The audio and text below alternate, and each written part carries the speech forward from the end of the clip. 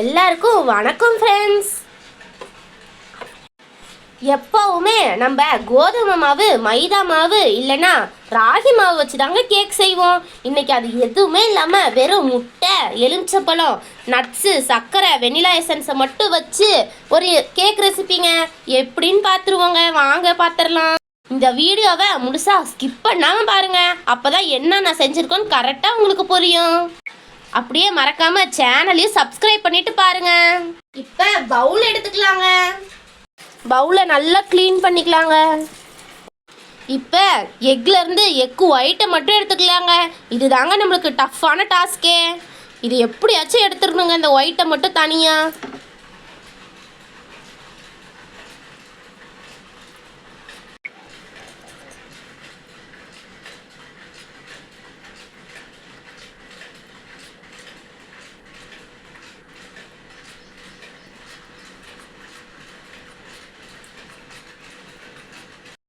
எங்கள் தம்பியும் கூட இருந்து நாங்கள் என்னென்ன பண்ணுறோன்னு வேடிக்கை பார்த்துட்டு இருந்தாங்க.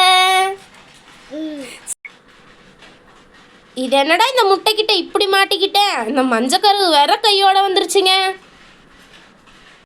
2 முட்டையில் வெறும் எக் ஒயிட்டை மட்டும் எடுத்துக்கலாங்க. ஏன்னா அதுதான் நம்மளுக்கு நல்ல டேஸ்ட்டு கொடுக்கும்.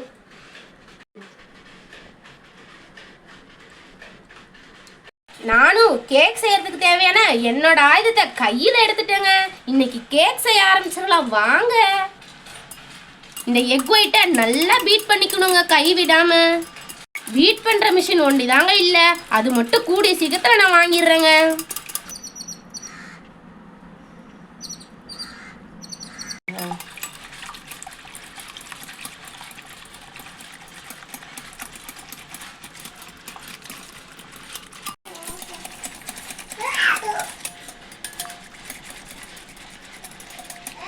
சோப்பு நுற மாதிரி இந்த பீட் பண்ண எக் ஒயிட் வருதுங்க. இதோட இன்னும் நல்ல கன்சிஸ்டன்சி வரணுங்க.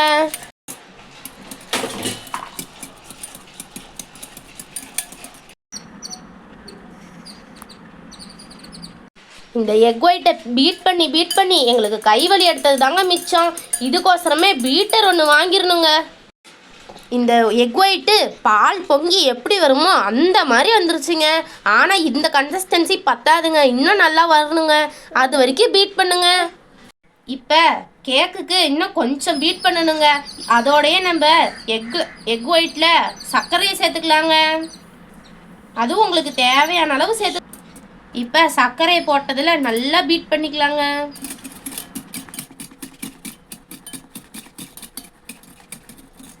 நம்மளுக்கு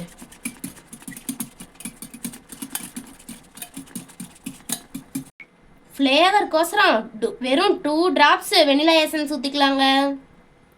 அதிகமாக சேர்க்காதீங்க.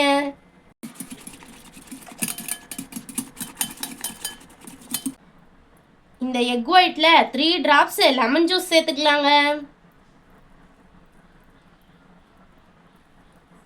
ஏமா வரலையாம்மா?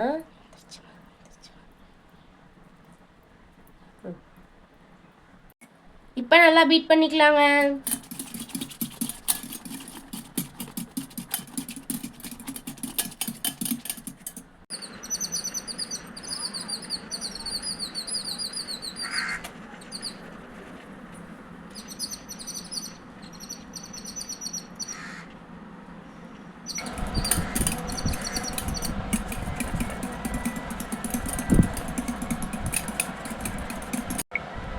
இந்த கேக்குக்கு எக்கை பீட் பண்ணுறது தாங்க மிகப்பெரிய டாஸ்கே.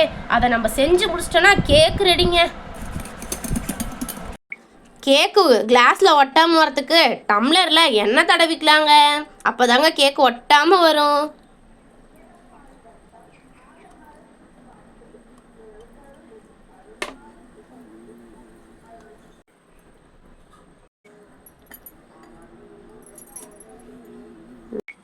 நம்ம செஞ்சு வச்சுருந்த மிக்சரை ஒவ்வொரு கரண்டியாக எடுத்து கிளாஸில் ஃபில் பண்ணிக்கலாங்க. பார்த்தீங்களா எப்படி ஐஸ்கிரீம் மாதிரி வருது.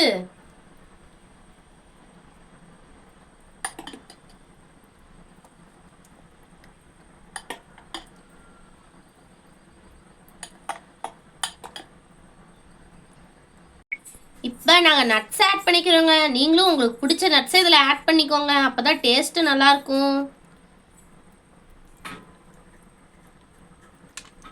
இதில் கொஞ்சம் நட்ஸ் அதிகமாக தாங்க போச்சு, ஆனால் நீங்கள் கரெக்டாக சேர்த்துக்கோங்க.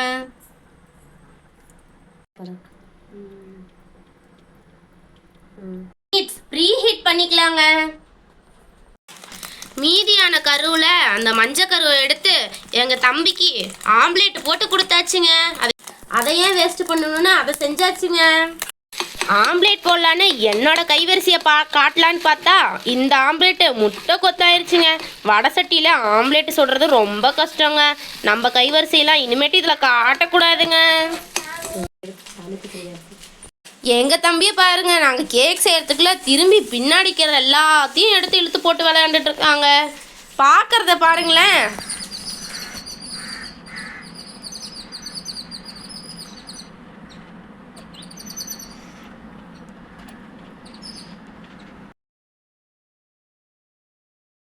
கேக்கோட டைமர் முடிஞ்சிருச்சுங்க. எப்படி இருக்குன்னு திறந்து பார்த்து தெரிஞ்சுக்குவோம் வாங்க.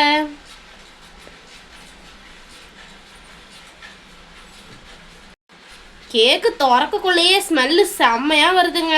இதை பார்த்து பத்திரமா எடுக்கணுங்க, இல்லைன்னா நம்ம கை சுட்டுரும்.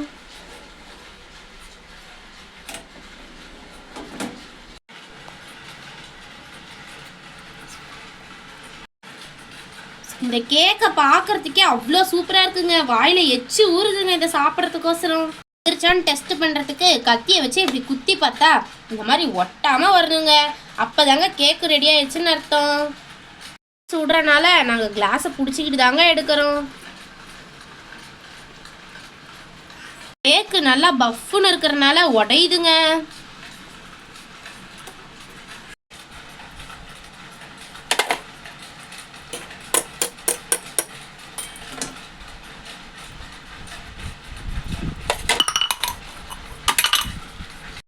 நாங்கள் செஞ்ச கேக்லேயே எங்களுக்கு ரொம்ப பிடிச்ச கேக்கு இந்த கேக்கு தாங்க. நல்லா சாஃப்டாக பொசு பொசுன்னு வந்திருக்குங்க. இந்த கேக்கு எவ்வளோ சாஃப்டாக இருக்குன்னு நீங்களே பாருங்க.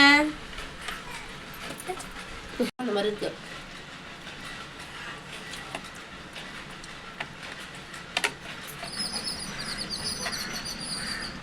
இந்த மாதிரி நீங்களும் கேக் செஞ்சு பார்த்துட்டு கமெண்ட் பண்ணுங்க நல்லா இருந்துச்சுன்னா.